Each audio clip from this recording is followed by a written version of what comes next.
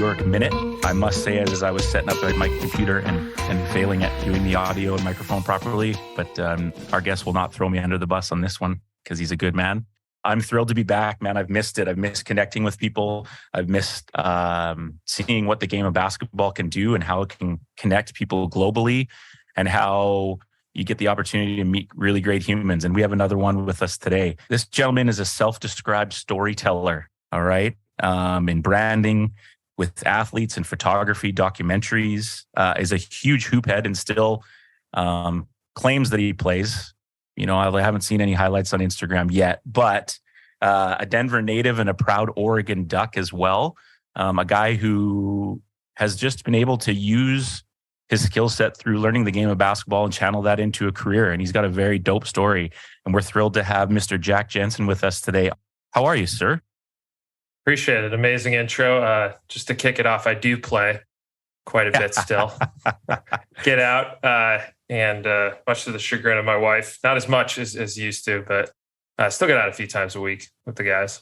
And how's the body reacting? Is it still pretty good? Do you take care of yourself? Are you a yoga stretching guy? Do you do the right things so you can perform a little bit? Or are you a quick warm up, quick cool down guy? Big stretch guy.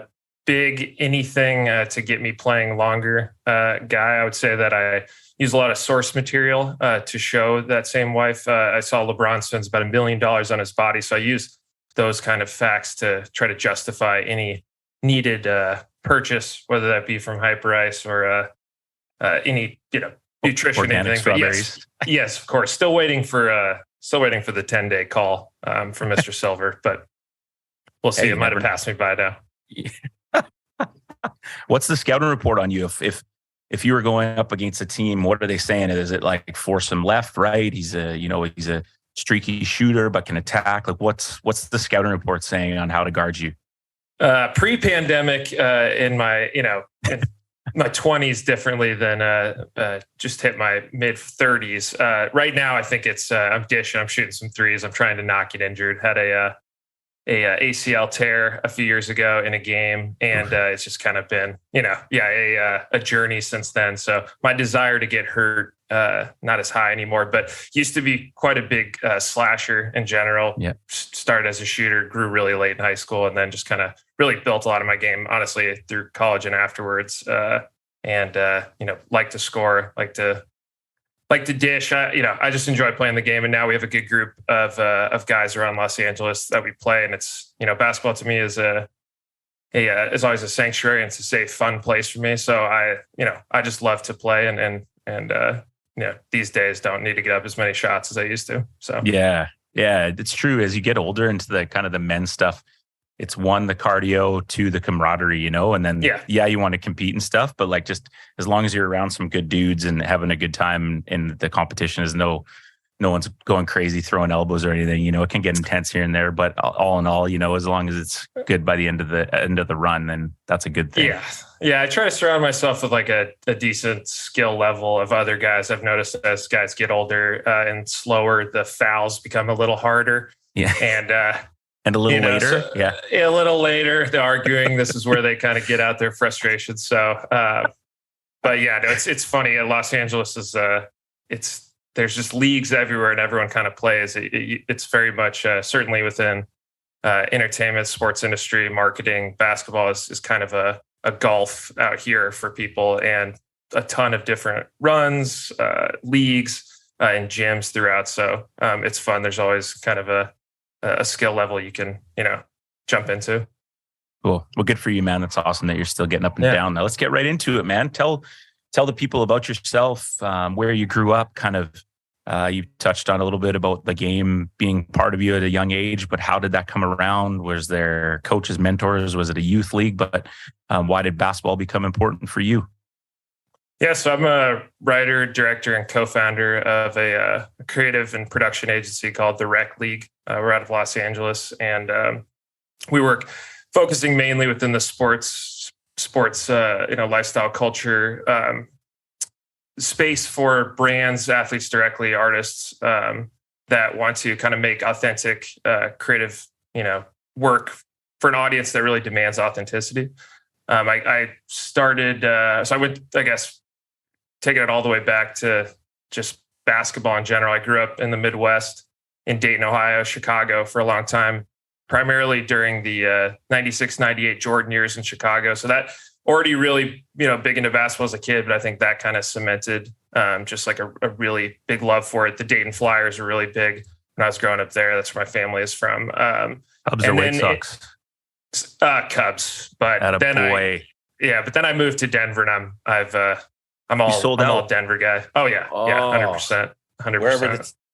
Where the taxes were being paid. Come on, man. Cubbies, though. I got to make it back to Wrigley this summer. I'm a big Cubs guy. So okay. I felt like I didn't earn it. I was rooting for them to do it, but I've seen the parades from Cubs faithful. I've somehow stumbled into about 100 friends from Philly for some reason. So when they won, the Eagles won, I remember sitting next to my wife and be like, I'm a little envious of like that parade, like exercising those demons. So, I like the Broncos, but it's basketball for me. So Denver, it's hasn't been a ton, in the last like couple decades, but really good team now. So that's been fun to watch. But yeah, I felt like I didn't earn the Cubs fanship to celebrate it as such. Okay. I respect it. Yeah. So then, grew up playing, moved to Denver. I was, I think an interesting part in my journey. I played a lot of AAU, a lot of summer league stuff, but in high school, I was actually, my body didn't necessarily catch up to the same passion I had. So I entered high school at like 5 foot. I think I was 5'6", 115 as a junior. And then I grew to 6'3", 180, like in 4 months or something. So it was, I had a really good summer before my senior year. That's where I started to kind of talk to a couple just D3 coaches and a D2 coach to kind of, nothing really materialized onto that. I ended up getting into my senior year. Didn't have a great high school experience in general. Certainly not with the coach. Didn't really see eye to eye. And the coach met a lot of great friends there. But then from high school, oddly, a friend on the team had made a couple of us join the track team with him after our senior year basketball got out. So I was obsessed with basketball. All I wanted to do was go play basketball. I would have gone to Southern Maine to do it. I looked everywhere to play.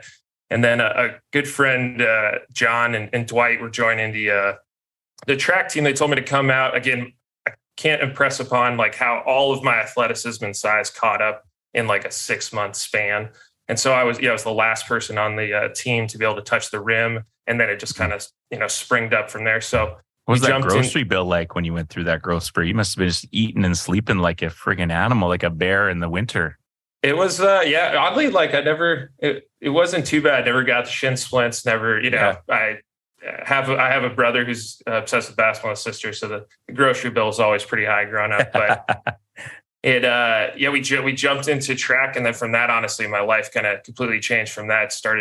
Learned how to high jump. I was starting to dunk regularly more out there. And then high jump became a thing. And instead of going to play D3 basketball, ended up having a coach who was friends with the coach at the University of Oregon track team, which at the time I didn't know one thing about track. I didn't know Oregon was like this track mecca. I didn't know anything about it, but I was really interested in writing about basketball and becoming a sports writer. And so I kind of looked at Oregon, talked to the coach, thought it'd be an interesting thing to try as at that point, I think the realization that the NBA was not going to call after I averaged about 10 points in high school was clear. I was like, all right, let's give this a shot. Went up there to Oregon and then, ended up being on the track team there for a few years. Was the top high jumper there my sophomore year. We won a Pac-10 title. And then, that was fun. So, and then went to, then my basketball actually caught up a lot too. And went and tried to walk on the basketball team, ran with them a couple of practices, but didn't end up making that team. And then just started writing and going to school at Oregon. And then, moved out to LA pretty quickly thereafter.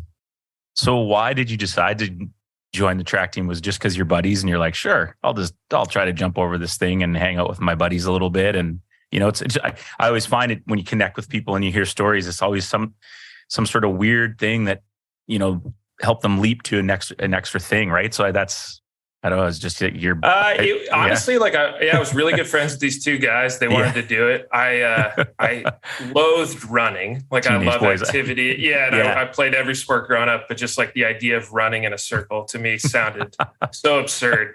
And to do it like before my senior year as like a punishment, I was like, I did not understand why he would want to do this. But my uncle had high jumped in college and long jumped a little bit in college, at Miami, Ohio. And so it was, and the coach was amazing. This guy, Brian Kula, got me into this Oregon track program. He was running this high school team in Colorado, and he just said, go up and try to reverse dunk it. It's the same motion. You're jumping off your left foot. You're raising your right knee and you're raising your right arm and you're just turning your body. And it just kind of clicked. And so I really That's never, awesome, I mean, man. yeah, I technically never became like a very technically proficient high jumper, but it was so natural to a dunk motion or just a reverse lay-in motion.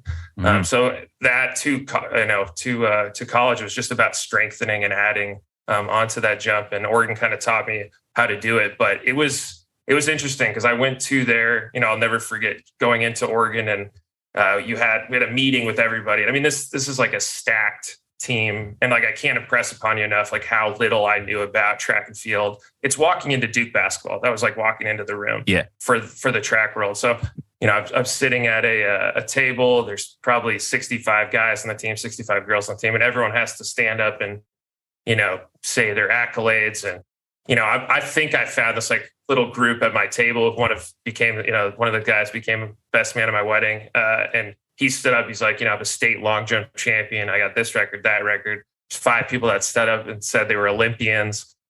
And I was like, hey, I'm Jack. I'm a high jumper. I averaged 14 points in AAU this summer playing basketball. Excited to be here.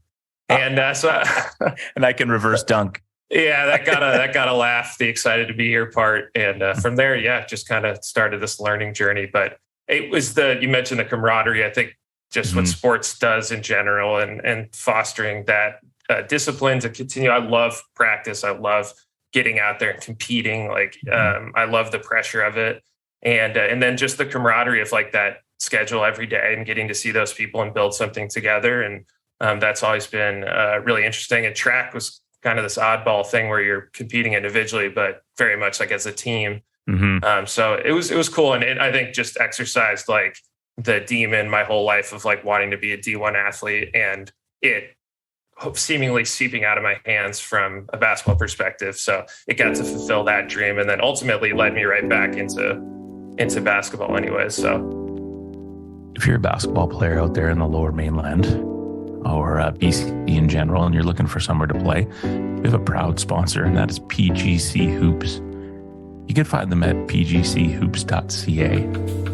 And the thing that makes them unique, and that we're proud to sponsor them and them be a sponsor of us, is it's a true nonprofit basketball organization found in the east side of Vancouver. The mission is cost-effective elite basketball for all. Find the website, take a look, register your kids, register yourself, look for the programs. And if you have any questions, reach out to me and we can contact you with the right people. This is a good program for the right reasons. We appreciate you, PGC Basketball.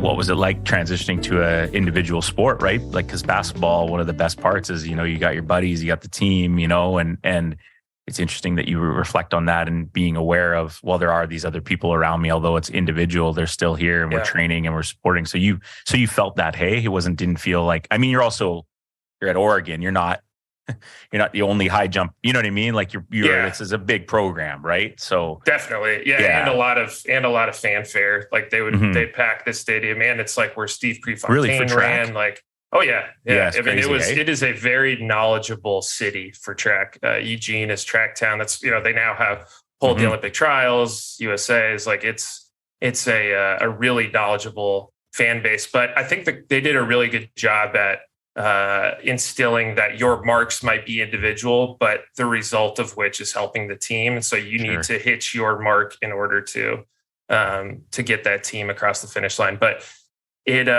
Yeah, I mean, I actually kind of enjoyed it, and it set a lot of like independence, I think, in my life that I needed to, just being away from home, anyways. And then, either you're hitting the bar off or you're not. It's resting on your shoulders, and it's a very mental sport. Like, there's only Yeah. two events in track and field where you're looking at your PR. If I've never jumped 7 foot and I'm looking at a bar that says 7 foot, I'm thinking about that every step up to the thing. If I'm long jumping or I'm sprinting, I'm still going to get a mark. Yeah. But it's so you gotta be very focused in that respect. Yeah. But yeah, Cool. I haven't high jumped since then and don't plan on it ever again. So Well, I mean, if you talked about keeping the body intact. Yeah. So yeah, that's cool. Good reflection. I like that. I've always, I get intrigued, reading the Agassi book and just individual sport books and seeing what those people go through. It is a total different mindset. Like you mentioned, even sprinting, you still got people to your left and right that you're competing against, right? And so it's like, no, like you say, just staring at this bar here. All right, let's give it a go. Yeah, cool. Oh yeah. Why the passion and desire to be a writer, and especially at a young age? You clearly recognized it young. What was it about there? Was there someone in your family, or you just were a reader and writer from the get-go? Like, how does one, figure that out?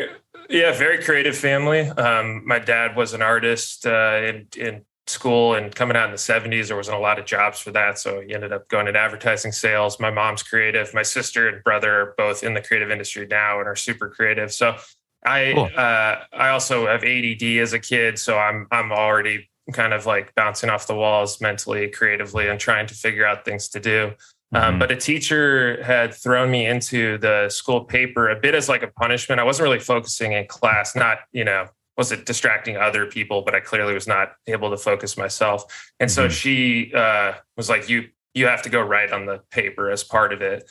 And so I started to just kind of do that and learn, and had a great high school teacher who just every time I'd see her in the hallway would say, "You're really good at this. You're going to be good at this." And I was going to honestly, say, she must have, it felt like a punishment. Amazing. She must have seen something in you though. Yeah. Yeah, totally. Yeah. This other lady I had no idea what I wanted to do outside of sports. I just wanted to work in sports growing up. There was no like second plan to that, and not even necessarily playing, because I think I was aware, but I wanted to be involved at some stage. I didn't know what that would entail, but maybe coaching, like I wasn't quite sure. I have a really good friend who's in basketball ops now. We'd always talked about that growing up. And she just was really supportive, and whether she actually saw it or not, I think just that push to think I'm good. And then I started looking at journalism schools. University of Oregon had a great one. And that's the best decision I've ever made in my life, was to go there, was to go to Oregon, and they had so much. And then I found from that, obviously Nike was founded there, Columbia. They have a really storied sports background, not just on the athletics on campus, but like their alumni base is super interested in sports, marketing, entertainment, that entire world, and invested in like, there's a lot of pride up in the Pacific Northwest, as you know, in Vancouver. And I was like unaware of this growing up in Denver and then the Midwest, but they're like fiercely protective of this place and excited about it. And it's like it was really cool to be up there and all this excitement about Oregon. So from that, it kind of opened this interesting world through sports and connection based. That was really cool off of the Ducks. But yeah, it was, I met my wife up there. It's like Oregon was the absolute best decision I ever made. Awesome, man. Yeah. And you're 17, 18 years old, trying to figure out, where do I want to go? What does I want to do? And you said, I don't know what I want to do, but tell the kids all the time is like, you're going to change so much. How are you supposed to know? You know what I mean? Between 17 and 21, 2, 3, like there's so much happening in your world. Like, yeah, have a baseline idea, but don't put so much stress on yourself that you're supposed to know what your career is going to be. And how do you take the next step? You finish the degree, the networking, obviously the writing. I know a little bit already, so I'm excited. And I think it's so cool that you're not that old, but long ago, people like yourself, Aaron, other people in the industry were already thinking of like culture, right? Like, what I grew up, basketball was just basketball. There was no culture aspect to it in the like late 80s. When MJ came around, he started to get a little bit of that when the shoes and stuff. But then the culture side of it with music and the platforms these athletes have now, super cool. And your ADD brain gets to go from here to like For sure. You're right. And so cool, man. So how did you start to get to that first kind of career position? And maybe just talk about what did you do during your time to network? Or was it even a conscious thing while you were there? Yeah, definitely. I mean, not to dive too deep into it, but my senior year, please do. My dad, got diagnosed with brain cancer, which then ended up senior year in university. Senior university. So I kind of took a giant step back on just what I wanted to do. I was in this. My roommate at the time, this guy Brock Kirby, who's a fantastic copywriter, creative director in advertising. He was in this ad track and he's like, hey, you should look at this thing. You should join it. It's a great way to like take all of your creative skills and funnel it into this weird machine. And I'd taken a little step back from that at school and everything. And just trying to refocus on what I wanted to do as I was like ramping into graduation. And, my two best friends had worked for the student paper at Oregon. And so we kind of utilized this. This was the first key that connections mean a lot in life. Yeah. And, my buddy, Ryan Knutson, was the editor in chief when we were sophomores. And my, buddy from track, Andrew Greif, was the sports editor. And they knew, I'd been writing, but I kind of moved into this advertising track. So they threw me a couple stories just so I'd have like writing clips as I was like trying to figure out, again, what I wanted to do. And then I graduated and I sent every basketball publication, anybody that wrote about it at the time in 2009, 10, just this message about like, I don't have anything to show for this. I didn't play college basketball, but I promise you, I know more about the game. I can articulate it as well as anybody. Give me a shot. I promise you I can hoop. I can do all of this stuff. And you just have to like take my word for it. So it's a ridiculous statement for a 22-year-old. And months later, this gentleman by the name of Aaron Phillips sees my note and responds back to me. I think, and he responded back, like, what do you got? And I think I sent him 18 story pitches the next day. And then I just talked. I made a point to like bug Aaron every single day for like 3 straight years. And he was like the kindest, he threw me so many stories, like advice. And I talked to him last night. He's always been really instrumental in helping me and a really good friend and mentor in this. And from that, I met this guy, Pat Cassidy, who started Dime, formed a good relationship with him. This guy, Sean Sweeney, became really good friends with him. He became editor when Aaron left. I worked as a staff writer and kind of edited on the West Coast. And that was at Dime magazine. So that started, this kind of 3-year journey at Dime that got me in through every single door into every player's room and email and, locker room in the country for any brand. It was insane. Like Dime magazine at the time had a print publication. Yeah. And a huge online publication. And what it did more than anything is like, it was a trusted name while other blogs are starting to come up. So other blogs are starting to come up. These NBA media offices are starting to get inundated with with more and more emails to try to get press passes, and Dime just kind of could do whatever they wanted, could get anybody to get in the magazine. And so I just geeked out for years. I wasn't really getting paid at all. And I was at the time. So I not to jump around too much, but I started working from there and I was trying to get a job in advertising, creative advertising. What not everybody might know, but these companies, Nike, New Balance, EA Sports, often will have internal creative units within their company, but they often work with kind of these external creative agencies that help to kind of create the creative, the ideas, the strategy around a lot of what we grew up on, as some of the great sports marketing. Those, I grew up with these, those Jordan ads being gospel to me. And it felt like they spoke to me as a person who wanted to play basketball, whether I looked up to these athletes or I wanted to be them. There's an authenticity and a soul to the game that I felt like they spoke to. Mm-hmm. And so, to learn that came from, even Jordan's famous like quote about missing all these shots is attributed to him. That was a copywriter in Oregon that wrote it probably. Yeah. So that was like really interesting to me because it was taking this idea and this lane in basketball. And I through Dime too. I worked for Slam magazine for a little while, just contributing writing on some stories. That was awesome. And Adam Figman and those guys have an amazing thing going there. Casual slam drop for the people. Casual slam great. drop. Yeah, I mean, I think I saved every slam from growing up. Oh yeah. Amazing. Yeah, a little bit of surreal to see my name in there the first time. And that's dope. But there's a ceiling to being a sports writer. And I think there's a 1% of that jumps up above it, and they do well.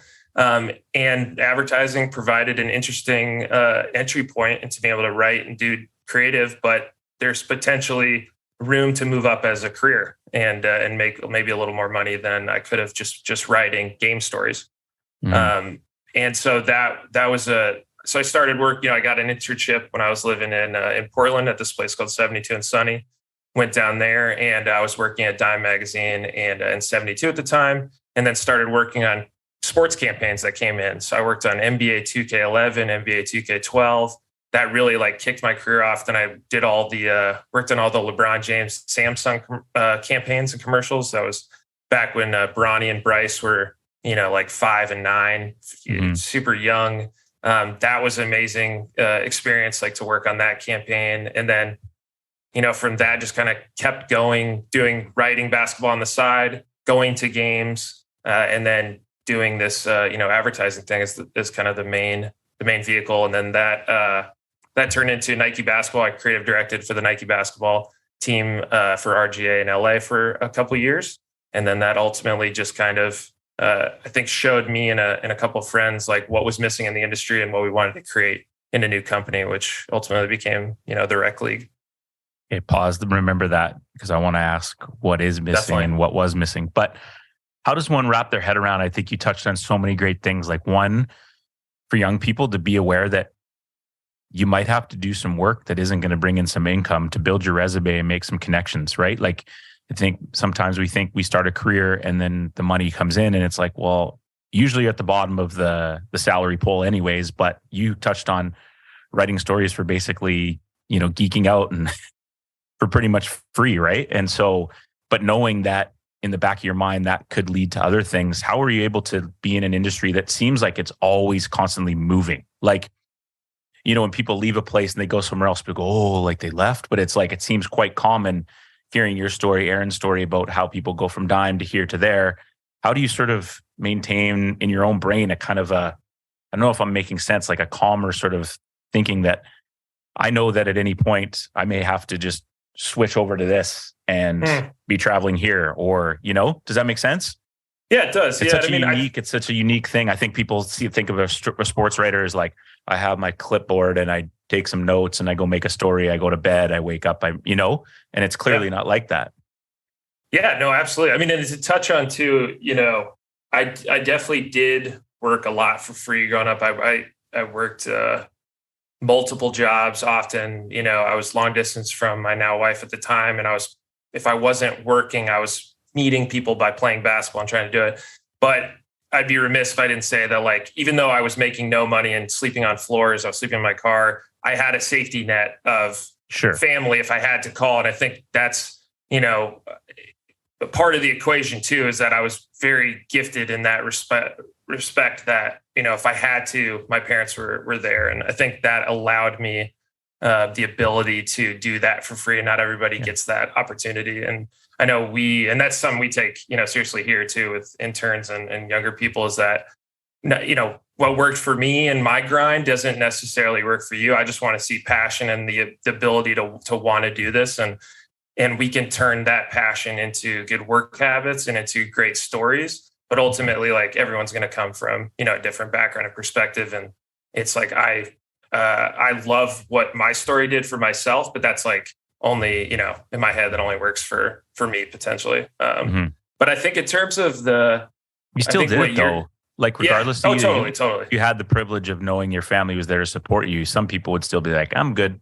I wrestle with that all the time too, taking a risk, something that maybe is not financially the best move, but it could really help you in the end. Right. And so you still did it, it still happened. And it's, that was kind of instilled too. My mom and dad were super strong and just tough on themselves. We moved all the time because my dad would get moved up, and the way to move up would be, okay, you're in Ohio, we got to move you to Denver, we got to move to Chicago, I got to move back to Denver. And they would like, okay, if that's what we're going to do. And so I think that, and my mom's like the strongest human I know. And she's just like, I'll pick up and learn how to do this, and super tough on me growing up in a good way. And I think that all of that kind of like instilled this perspective that I wanted to do it on my own and figure it out. And honestly, the love of like basketball and making stuff just kind of like overrided. But to your point about how you can take that perspective from a writer and necessarily look at like the evolution of it into other aspects of the business, I think like there's a lot that can be said from, I think in general, like part of my career is like solving problems. And the other part I think is like looking for opportunity where others have missed it and try to take advantage of it. And I looked at this world of like dime and slam as like, and I've done this a couple aspects of like, you guys get insane access with guys that like brands pay millions to get. You get like unfettered access to them.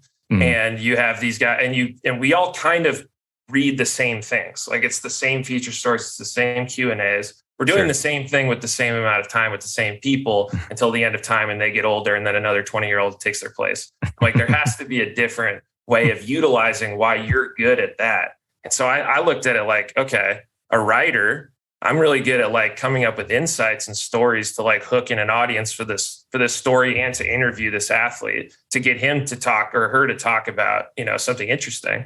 Well, why can't I take that same skill, evolve it into something? Because those insights, that's what, an audience is going to connect with New Balance in the same respect they're going to connect with a feature story about Jamal Murray and slam.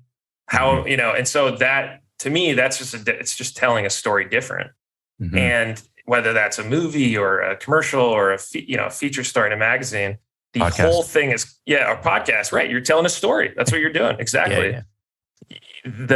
That's all it is. You're just evolving how you tell that story into different mediums. And I just don't really like being put into a box that you can only do one thing. I don't think that way. And I don't think people do either. I just think we get settled into a certain way, and then we think we can't do something. But I've great friends who are amazing beat writers and amazing feature writers. And they've also poked their heads. They're like, oh, could I learn how to write a 30-second script? Like, yeah, I can't teach you surgery, but I can 100% teach you how to take your insights and put that into 30 seconds. 100%. Yeah.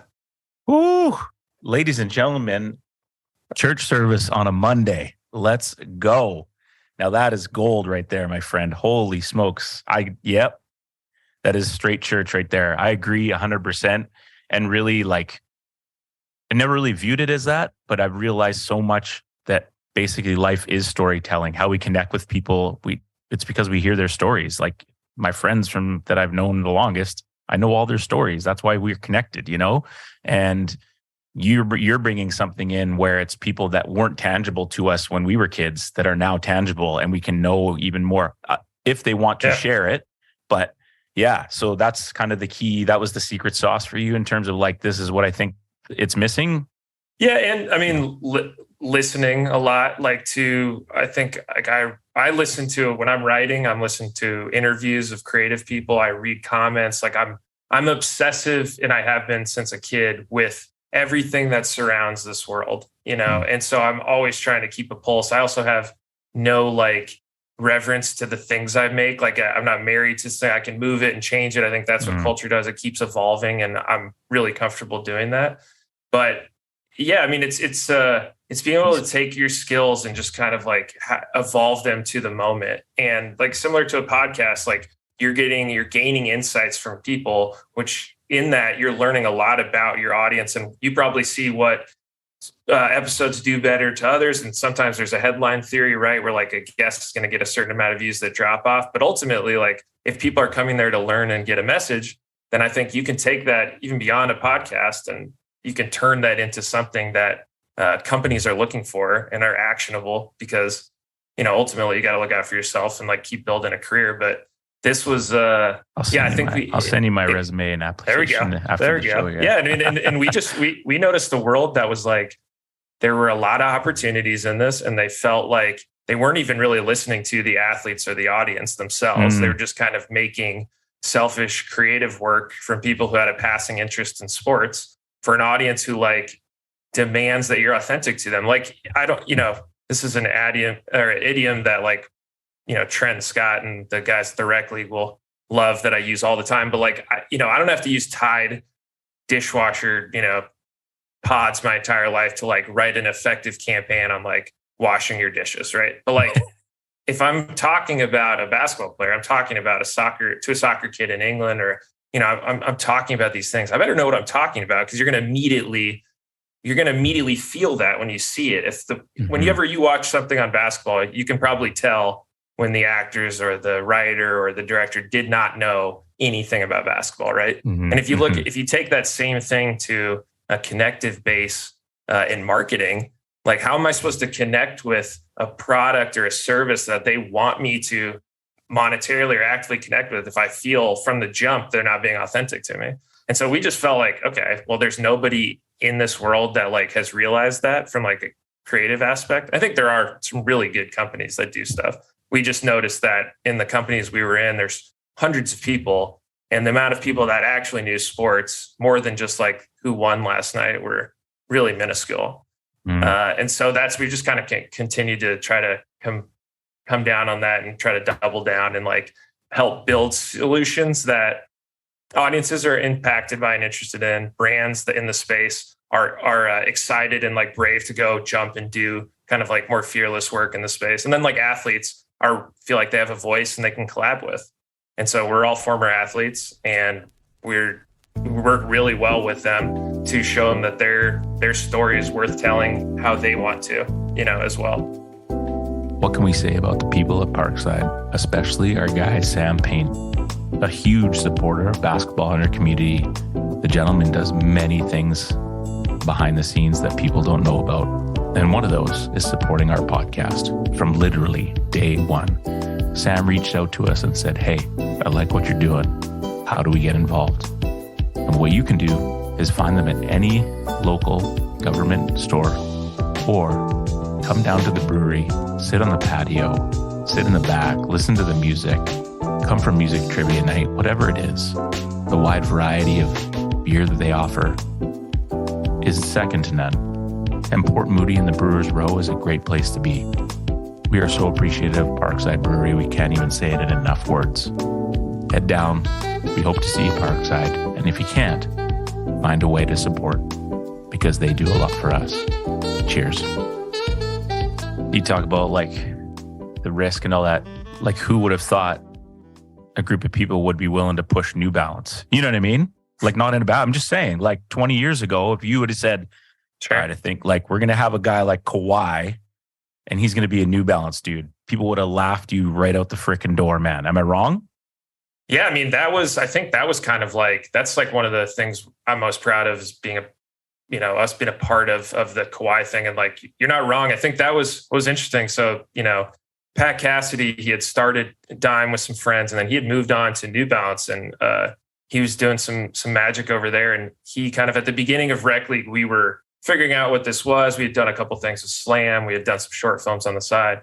And he was kind of the first real big believer to be like, what do you think about New Balance and how do you guys see it? And he was just like, they were very honest and very self-aware at where they were in 2018, and really open to like our ideas and strategy and feedback to stuff. And so it kind of became this very organic relationship where I think self-awareness became a superpower for them. And you take Kawhi, it's a really interesting guy, where he had a lot of fans. Fans didn't necessarily know even why they liked him.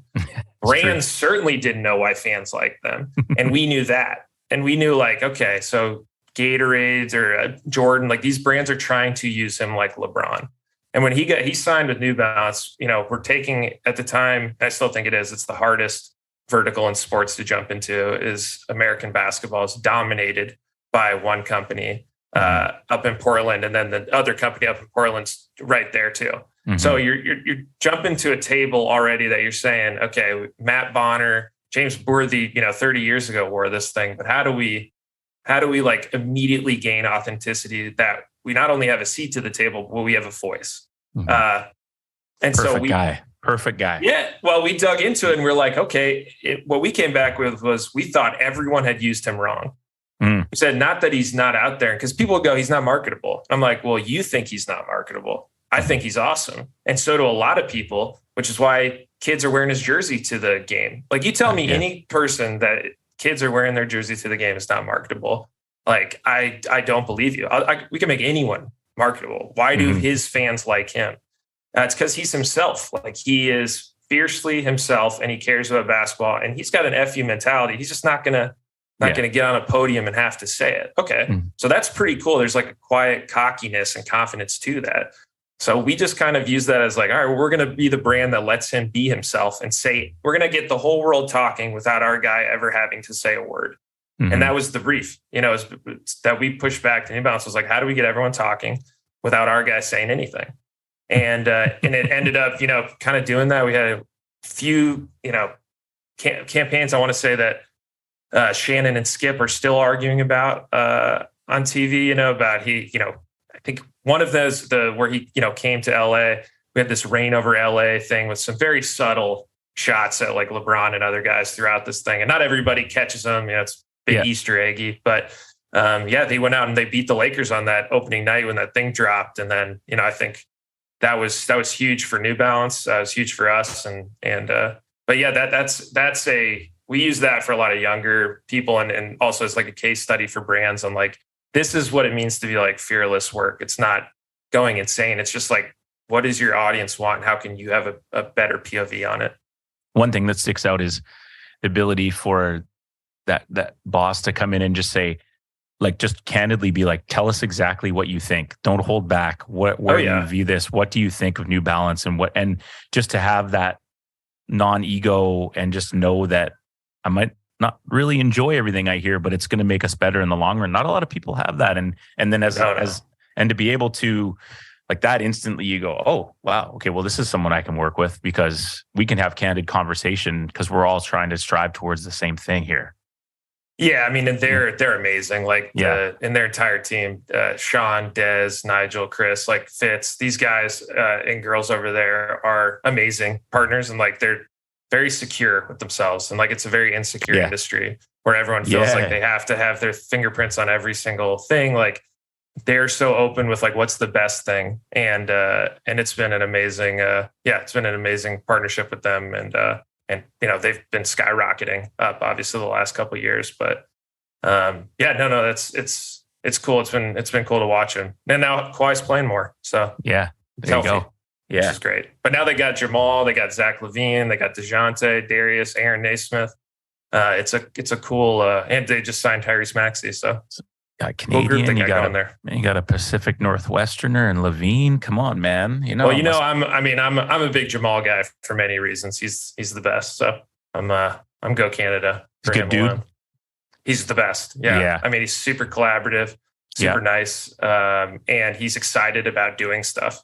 And like that, having a willing partner who's like down to collab and like, he's like, maybe this line doesn't work, but what do you think about this? And we're like so down to just whatever makes this thing the best. Like, and that's been fun. Whenever guys get really into it, it's cool. Like we shot with Sabrina Ionescu, who, very non-subtly was, we were dropping a lot of Go Ducks that day. And same thing. She was like, I don't know if I would necessarily shoot it here. What if we shot it over here? And I said this line. And we're like, yeah, it works great. That ended up being in the final film. And so it's not lip service to just tell athletes that they're collaborators. You got to follow through and like, they got to be excited about making work. And a guy like Jamal is awesome. I mean, we did a whole campaign with him. This is how cool Jamal is. So we had a campaign with him for a new shoe. The shoe didn't show up for the shoot. So there's a miscommunication in mail. This is during the time where like, every brand's like, hey, we got a global supply issue chain going on. Sure. Yeah. And so we show up in Denver. It's like, so I'm like, this is already like the, this weird mix of my life. Like, and I'm like, this is showing all these guys at Rec League, the production, like, yeah, I grew up over here. And then we're with Jamal Murray. He's like, he's in his middle of his recovery and the shoes aren't there. And we got to film a commercial. So, him and I and the New Balance guys just kind of on set came up with this whole idea about, well, let's pitch the shoe without the shoe. And so we pitched this whole campaign and Jamal pretended like, there's supposed to be a shoe in my hand right now, but because of this global supply issue, we can't show it to you, but you got to trust us on it. It's going to be fresh. and we just kind of filmed this, and New Balance ended up loving it. Chris Davis and the leadership team over there loved it. And it ended up becoming a really big post and video for them around the holidays. And it was all about how they couldn't even get their athletes the gear because it was so fresh. We couldn't get it in time. And that ability to do that and not get upset on the day from an athlete perspective and from a brand perspective makes some pretty special, collaborators. Yeah, that could have gone sideways in a hurry if it was the wrong human, Oh yeah. If anyone got upset about it, it would have gone sideways, but you got to just like roll with punches. Sure. Always. Love it. Yeah, man. Yeah. So now what? Before we have some fun questions and get you back to your work day, what's a day like for you? What's the regular routine and what's keeping you going? I mean, obviously rec league, we're going to continue to push, but how do you get through your 9 to 5, even though you don't have a 9 to 5? It's whatever you decide.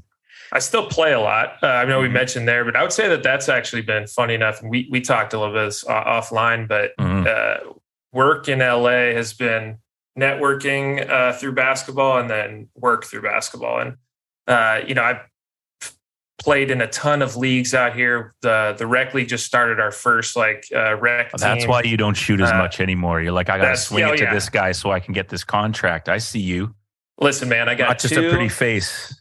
I got 2 good GM comments this week. So from our first dub last week. So I've been wearing that banner proudly. So that's been great. And doing that with my co-founder, Trent Euban.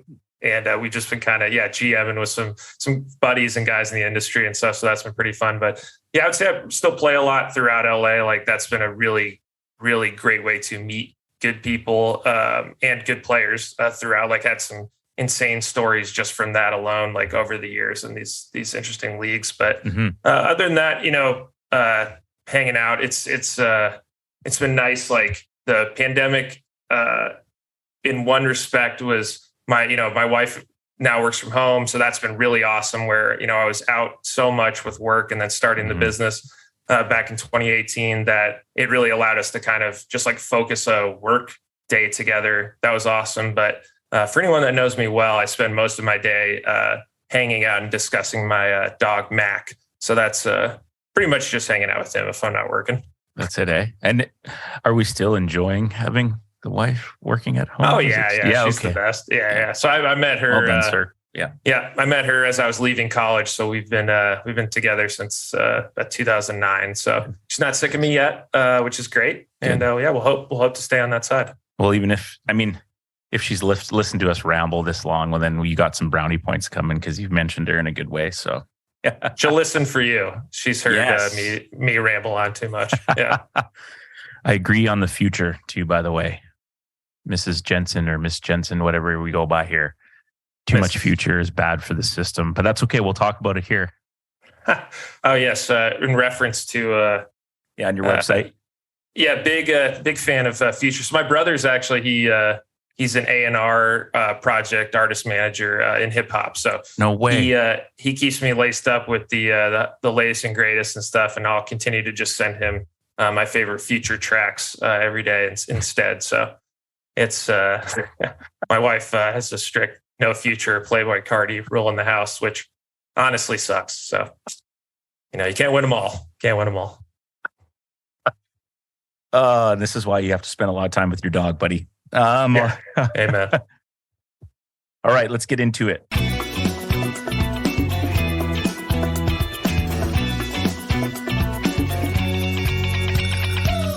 Books or movies? Movies for sure. Okay. Is something you recall recently, or what are some all-timers? You take it however you want. What do we got? So movies, I would say, as a side to basketball, I've really ever wanted to do is make movies. And so, being a director now and writer, like it's... How fun is that? Awesome. Yeah. I mean, and I'm learning every day. Like I named him earlier, but I've learned a lot from Trent and a couple other buddies who were directors when I was a writer at these other agencies. I would just kind of sit next to them on set and really like learn. And, I've consumed as many movies as I can, kind of similar to Aaron Phillips, who's obviously killing it at RTG. But I've been trying to take my wife through more of my favorite directors, so that's been our new thing lately. So right now we're on Denis Villeneuve, who's awesome. He did Arrival, Sicario. So we just showed her that. I think she needs like a couple weeks between Sicario and the next one, but we got Dune and Blade Runner left for her. But Nice. all time. I mean, I'm a big P.T. Anderson fan. I love Boogie Nights. It's probably my favorite movie. Hell or High Water, Whiplash, White Man Can't Jump's amazing. But I'm kind of all over the board, but follow a lot of directors. Yeah. Okay, cool. So you follow the director. Yeah. All right. Boogie Nights. What a drop. Wow. Amazing film. Yeah. Classic. P.T. Anderson's amazing in general. Oh, yeah. And I watched Jordan Peele's great. I watched a lot of the Daniels. Chloe Zhao had some, an awesome film, Nomadland, a couple years ago. Ari Aster's great. There's a lot of I think the age of streaming has brought with it so many opportunities for younger filmmakers to jump in with ideas. So, as somebody who wants to make more in that world, it's really exciting that it feels like there are opportunities out there for unique thinking. Yeah. Yeah. Cool. All right. And so one of those movie nights, after a good run of hoops, you build up the appetite, you go to grab a bag of chips. What are we getting? Chips. I saw this question, greatest chip. I'm going to say it's the 2022-23 NBA championship, which will be going to the Denver Nuggets. That'll be. Wow. People. There we go. That's my favorite chip. Otherwise, not a big chips guy. I do eat an obscene amount of acai bowls, but not a big chips guy. But I would say that'd be the best chip, wouldn't it? When Jamal and Jokic are just holding that, Larry. Will you cry? Real high. I mean, maybe in solitude, but my brother and I will definitely, it'll be awesome. I mean, it's been a thing that we've always connected with together. I think we have a running group chat where we have the same exact conversation every single game night. So that's pretty funny. And we're all we're the best GMs in our mind, by the way, but we're super positive in general. I think that's been nice to my brother's a really positive fan too. So we're all just, very excited, but it's a nice escape from work and stuff to just kind of watch. Nuggets, not many super bright days, so you got to enjoy it while you got it, and you get to watch. I mean, Jamal's unreal, but you get to watch the Joker. That guy is. He's a unicorn, man. He's the best player in the world, no question. Yeah, it's he's unbelievable to watch. It's the little things. I think we talked about this last time, but I think there's an overall drop in just basketball fan. Not necessarily intelligence, very intelligent fans, but understanding of how the game works. I'm not sure that basketball fans are learning a lot when they're tuning into an NBA game. I think that opportunity to teach them more about the game exists. But if, I think too, it's a very narrative and lazy narrative driven world about players. Once you're tagged with a certain narrative, it's hard to break that. But if you actually watch the games, like for instance, Shea, Canadian great. I love watching Shea play. I think he's amazing. And he's absolutely a top 10 player. And there's still I just feel getting people on board with that notion is still pulling teeth sometimes. So this, if you watch him, no one can stand in front of him. He's 6'6", he shoots, he's clutch. He's amazing. And he's unflappable. I think he's incredible. But yeah, to me, Nikola sees the game so much differently because he's 7 feet tall and he can get it into windows that no one can dream of getting it into. And it's been pretty cool. Denver needed some guys like Jamal and Jokic that wanted to be there. It's not a huge market, so it's been cool to watch that team kind of organically gel, and watching Aaron Gordon and MPJ. It's been a fun year. But I watch all NBA. Jump into college, high school. Whatever is on, I'm going to watch it. Do you think it's I'm thinking of when I watch football, right? And I hear Tony Romo talk. He teaches me so much about the game that I just don't see or understand, right? What is it about the NBA? Is because there's so many teams and games that it's if you're the Bulls cast on the road, your interest is not explaining every single scenario that happens. How do you? Because there are way more casual fans, I would say, in the NBA now, which is great. The game is global; it's huge. There's more people watching it, but there's less knowledge, like you said, right? I guess it's probably just not a focus because they want their stars to be their stars. But I agree, there would be some interesting things. I don't know if they go to the the announcers on the side and talk more. I don't know. There you go. Well, yeah, I mean, I'd actually be really curious, from your POV, what you think too, just being a coach and like a fan. From my perspective, I think that it's very opinion based, and that it's just the headline has won the day. And I do think it's interesting. Like, I think Kyle Kuzma, we were talking, made this point on Twitter, but if you like to your point about Tony, if you watch football, you're going to learn about it. And that's because a large majority of the audience did not play football. Sure. And basketball, because everyone can put a hoop on their garage door or find an open court on the street, I think we've like blurred the fact of like, just because we have the all ability to play the game doesn't mean we all know the game. And highlight culture, and a lot of kids really just watching the games through TikTok and Instagram at this point, not actually fully being interested in the game.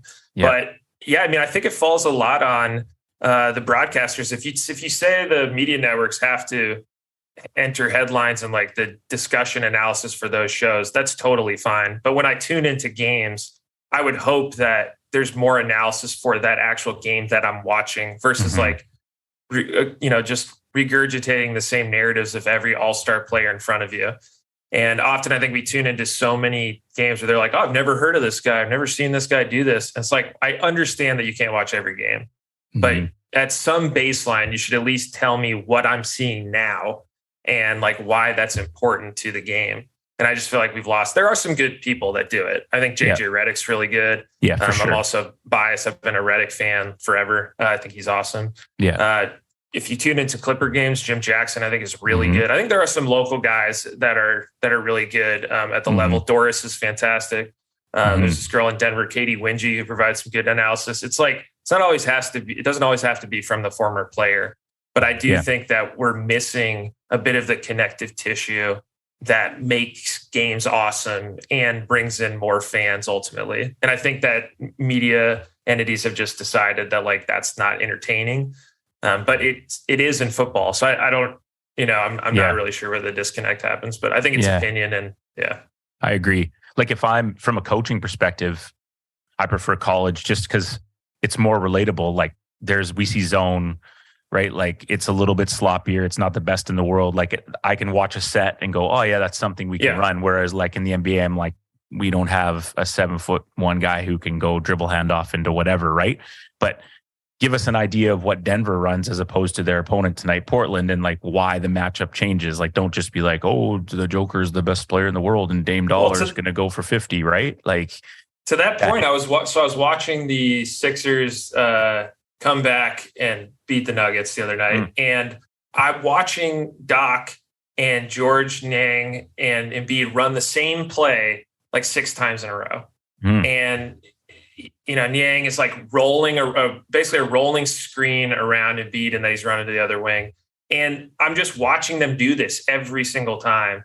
And no one is talking about it on the broadcast. I'm like, why do they keep running this motion till you're, or they're running this horn set? Why are they doing this? Like any little thing, or even to the fact that like the whole game changed. I don't know if you watched the game, but the first half, Jokic was, absolutely controlling the entirety of the game. And so Doc Rivers moves Embiid off of guarding Jokic on the second half, which does a few things. One, he puts PJ Tucker, who's obviously undersized, but creates a new matchup. 2, kind of destroys this whole narrative that only one of these guys plays defense. When I watched the game, only one of the centers got moved off the other for defense, and it wasn't Jokic.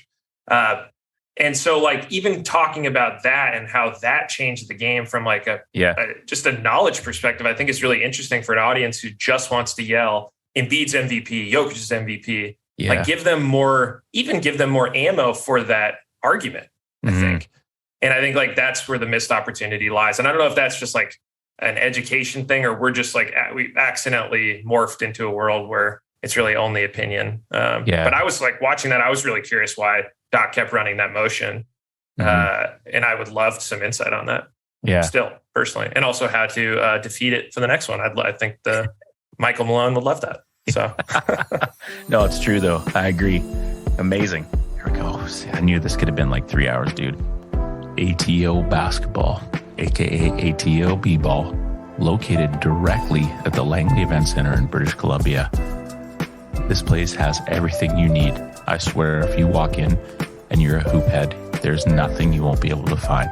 Sale items, Jordan, Adidas, Puma, you name it. The brands are all there.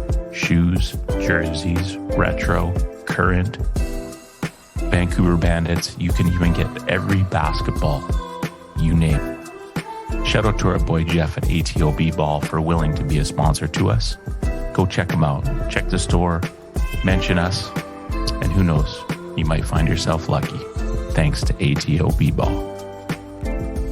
Okay, very Canadian-based question. How do you feel about ketchup on macaroni? Would you like me to drop paperwork for a citizen's arrest now or after the weekend? Is this a Canadian thing? This is not an Aaron Mitchell thing. Oh, I am anti. Okay, good. Yeah, I feel like that's arrestable behavior. Is it on macaroni and cheese? Like KD. Okay. What KD is? Kraft Dinner. It's like boxed mac and cheese. Yeah. Okay. Kind of like what you had as a kid, right? And some people say still do it, would do it. Doesn't matter what kind of macaroni. Some people say, if it's grandma's or some really good macaroni with some braised beef, I'm not doing it. But I just feel like you're either in or out, and it's disgusting to me. So I'm glad that we're on the same page. How do you bring up the cuffs? Yeah. I feel like that's some odd behavior, ketchup on macaroni. But yeah, maybe it's I did not know it's not a Canadian. Let's put it lightly. I saw somebody on Twitter, was it Dan Orlovsky or some, say he put cucumbers in his taco and he got absolutely obliterated online, wow. Rightfully so. I feel like this fits into that category a little bit. Shall we move on? Let's do it. Yeah. Okay. Now, to take this how you want, do you have a best teammate or an all-time teammate team? Or let's say it's you at like LA Fitness. Who are the 4 guys you're bringing? Whatever. You answer it how you feel when you saw it. Oh, in playing or just in life, teammates? What do you got? You got both? Pick 4 guys from the NBA right now who you're taking with you and you run. And if they're all Denver Nuggets, this show I'm hitting end on the Zoom because you're lying. Man, that's a good question. I mean, if it's me and 4 other guys, I'm just not.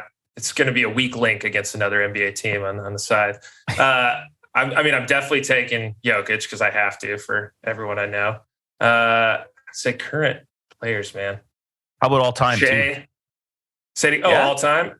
I right now in the NBA, I would take Shea for sure as one of the guard spots. In general, I think a guy like him, and then opposite of a guy like Jokic, somebody like Curry, who's going to bug the living hell out of everyone. Obviously, first off, I'm just like describing 3 of the 5 best players in the world. I think it'd be great to have him. Giannis, and we'll take Giannis. We'll do those. What I got? Giannis, Jokic, Shea, Curry. You got him. So what are you, the 2? I think I'm the ball boy in this scenario, and they probably just pick 4. But I'll take the 2. I'll let Steph bring it up. Yeah. We'll put Shea as an undersized small forward, but I'll play the KCP role. I'll stick in the corner and I just shoot the occasional tray. But the occasional tray with the immediate 3-point celebration. So absolutely. Yeah. Yeah. Like you're turning away while it's in the air still? This is great. Yeah. So my brother and my wife and I have done this considerably. We've thought about what all of the 3-point celebrations we can do. I think the best one is like a 3 fan. You just kind of throw out the 3 and then you comb your hair with it. That one is a favorite of mine. You could also, pull the lawnmower, the 3 lawnmower. Okay. It's a pull start and then that thing goes. This could be all day though. Any player wants like a new batch of 3-point do you have to celebrations. stop to do the lawnmower, or can you be getting back in transition and still pulling the lawnmower? And do you think? Oh, that's great. That's great. I think you got to keep going in transition. You can't get pulled for this celebration. That's true. You got to do it in motion here. But did you see, speaking of that, did you see the 3rd grade video that went viral the other day of everyone doing celebrations? Here, maybe I'm on an island about this, but I see their jerseys were like black and green. Yeah, like a little team. For me, I'm like, if there's a 3rd grade team that loves basketball this much that they're excited to play basketball, I don't care what celebrate. They're 3rd graders. We're not like, it's not Duke. We're not in varsity. If that was a varsity team, I would be more like, okay, guys, let's settle down. But I'm like, this is the age where you just build why you like the thing. And my only concern would be like if it's anything towards the other team, you know what I mean? Like if it's something that's crossing that boundary. But if you're doing obviously with my hairline, I wouldn't be doing the 3 through the hair. But if we're doing the lawnmower and that, you like the hype, hey? That's a good point. As long as it's not demonstrative to the other team. But if they're having fun emulating their players, I mean, we all did that growing up, Sure. Sure. But all-time players, I mean, I was a big Pistol Pete fan, even though, he passed away when I was, I'm not sure, I was 1 year old. Big Grant Hill guy growing up, Nice. big Rodman guy growing up when I was in Chicago. But yeah, I watch anybody now. Yeah. It's a good game going on. Watch a lot of Donovan Mitchell. He's been amazing. Yeah. He has been killing it. Cool. Yeah. Okay. You've mentioned so many people, mentors, family. Have you missed anybody in terms of important people in your life? You got the dog, you got the wife. You've covered a lot. Is there anybody else you're thinking of? Sister Grace. Let's get a shout out there. Her and Eric are big parts of my life out here, and kind of my creative anchors. Really good. They in LA as well? They're in LA. Everyone moved cool. to LA. So my mom lives out here. Nice. Which is great. And no, other than that, but I know I'd talked about other people who'd be great, but 100, 200 friends, that would be incredible that work in and out of basketball. So I could definitely get you a list of people, but yeah, very blessed, a good network of folks that are good humans that love the game. Cool. All right. Dead or alive, the artist doesn't matter. You got the best seat in the house, and Future is already on tour somewhere else. Who are you going to see live? You can have a few if you'd like. I'm not picking anyone currently that I can see, because I'll just, I mean, you got to go see them then. Yeah. Right. I think the not even cliche answers, obviously, like I would imagine most people say the Beatles. My dad was an enormous Paul McCartney fan, and my brother and I go to every Paul McCartney tour that he goes on still in his honor. So that's been pretty cool. But how is he? I would amazing. He's still good. Hey, yeah. He's incredible. Yeah. Cool. I mean, I'm incredibly biased to it, but he's it's an amazing show. But I would say not huge in the basketball world, but I would say Oasis would be. I want to go see them. They're live. I'm never going to see them. You want to throw a shoe at them and see if you can get them pissed off? Or yeah, they hate each other. I'm like, Noel, Liam, just for me, get together. Let's do this thing. But that would be Wonderwall, low key banger. That's a low key banger right Oasis, there. Go after this. Go listen to some Oasis. They got Champagne Supernova. Come on, yeah, I got you. Yeah. No. So I listen to a lot of Alice in Chains. My guys will love that. But I listen to everything. I listen to a lot of hip hop. I listen to a lot of new hip hop. I'm like, I've cycled through everything, but I would say those bands. You have Dreamville on the Rec League website. Do you know JID? JID? Of course, not personally. He's great though. Yeah, we're. I just saw him last week. Oh, amazing! Yeah, like 4 kids from my basketball team were there. He was our guy, phenomenal though. He put on a show. It was great. He's great. The whole Dreamville group is amazing. We're buddies with a handful of those guys, and I've really good friends with this guy. Boss is one of their artists. He's amazing. Got to hoop with J. Cole a couple times in LA. Really? So that was kind of cool. Yeah. Nice. And Dreamville's they're killing it.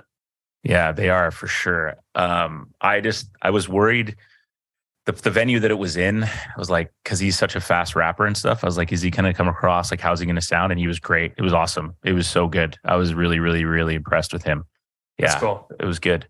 And then the Jizza was here on the Friday, but I was like, I couldn't justify to my wife going to like a concert on a Tuesday and a Friday with like 2 league games and a 8:00 practice in between, right? So yeah. That's Oasis. I think 102 episodes. I don't know if anyone's mentioned Oasis. So there you go. Oasis, Alice in Chains, and anyone else that's touring now, I'll find a way to go see. Cool. Okay, last question for you, and you got to help us do this. Who do you want to see on a hoops journey that you think's got a great story, through the game of basketball that would just be fun to connect with? I mean, there's like, I don't want to leave people out. There's so many. Yeah. I mean, there's a bunch of those New Balance guys that I mentioned are amazing. This guy, Mike Ojo, works with us, is amazing. Just finished 10 years of pro career and is a photographer, writer now. This guy's Austin Mills, Frankie Delgado. So played pro and then became a photographer, writer? Yep. That's dope. Just finished playing pro. Yeah, he's That's amazing cool. and really good. Played at Lehigh with CJ McCollum, and he's an awesome and a great just perspective and a great dude. That's cool. This guy, John Pastoric, works for the Lakers, is awesome. Dave McMiniman, is a writer for ESPN. He's incredible. Yeah, a bunch of buddies. Nick O'Hare in Denver, one of the Nuggets guys. I mean, there's a bunch of friends from a bunch of different corners of the industry that could provide really interesting perspectives because, there's 17 slots on each team to play. There's the coaching staff, but there are so many people in and around this world that help push the culture of basketball and sport further that people don't know are even an option for something that they can get into. So I think what you're doing is awesome, providing a perspective from every kind of part of that landscape. And it's really cool because similar to those, the Lawnmower 3 celebration to writers, to coaches and players, like the love of the game needs to keep building for the sport to keep growing. And all this stuff helps to kind of add into that. So for sure. Yeah. Appreciate that. And I say all the time, if you're good to the game will be good back. Like if you treat it well, it'll treat you back. So any last reflections? And we appreciate your time today. It was awesome to get, it's been we last recorded like December 14th, just before I took our team to Maui. So it's good to get back into it. I've missed it and it's been great, really refreshing to chop it up and get to know you a bit more. So thank you. Yeah, of course. Yeah, I would just like to say that to my friend Ryan Knutson that I can still dunk, you cannot. And that's all I wanted to leave it with. So we should just hit it with the outro music now. Corbs, take care of that. Ryan, send us a video clip on Instagram of you dunking, man. Come on, because you've been called out here, buddy. You've been called out. It's on there. High jumper. Not you. I'm talking to Ryan. Oh, Ryan, he can't dunk. That's what I want to leave you with. There's this man for years can't dunk, but it pains him that I still can. I'll leave you on that. You're doing a great service. Keep up this podcast. It's been awesome. Great chatting with you. 102 episodes. We've never had one ended with shots fired like that. Ryan, I'm sorry, but we're keeping it in. You've been called out, my man. An amazing episode. Aaron was right. A great guy. Congratulations on all your success. Thank you for, sharing your story and letting people know what hard work looks like, and that if you're a good person and continue to grind, the good things will happen. Continued success for you and your company and the people that you're around. And we wish you nothing but the best. We're up in the Pacific Northwest. Look us up if you ever make it up here again, man. We got some cold beer on us if you do. Likewise, sir. Keep going. Really appreciate it. And let's come down to LA and we'll hit the Venice Beach courts or something and run a couple. Actually, I just got a knee injection on Friday. But coming down, my wife's got a thing in San Diego. We're going to come down with the fam, and we were talking about making our way up to LA. So I'll definitely let you know if we do that. Done. Right on. If you're still rolling with us, thank you. That was a great one, and we will see you on the next episode.